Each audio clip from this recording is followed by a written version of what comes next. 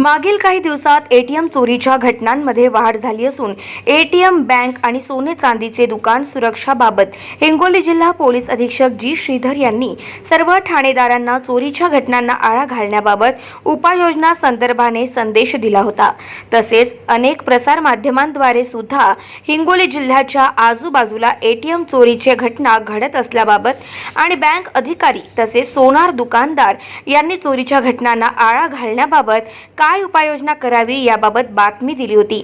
त्या अनुषंगाने दिनांक 23 मे रोजी मध्यरात्री हट्टाचे ठाणेदार सहाय्यक पोलीस निरीक्षक गजानन बोराटे यांच्या नियंत्रणात पोलीस अंमलदार प्रीतम चव्हाण हे मोटरसायकलवर जवळा बाजार परिसरात पेट्रोलिंग करीत असताना रात्री 1:15 सुमारास जवळा बाजार बस स्थानकालगत SBI बँकेच्या एटीएम जवळ एक AP23 पासिंगचे संशयित बोलेरो पिकअप उभे असल्याचे आणि त्यामध्ये 4-5 लोक असल्याचे दिसले।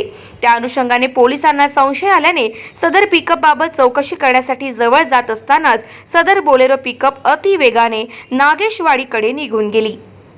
पोलीस अंमलदारांनी त्याचा पाठलाग केला, परंतु संशयित बोलेरो पिकअप अंधाराचा फायदा घेऊन पळून गेले। परंतु एटीएम चोरीची घटना टळल्यामुळे उत्कृष्ट कामगिरीमुळे पोलीस कर्मचारी प्रीतम चव्हाण यांचे सर्व स्तरातून कौतुक होत आहे। सदर माहिती पोलीस अधीक्षक जी श्रीधर यांना कळताच पोलीस अधीक्षक यांनी सर्व ठाणेदारांना नाकाबंदीचे आदेश दिले।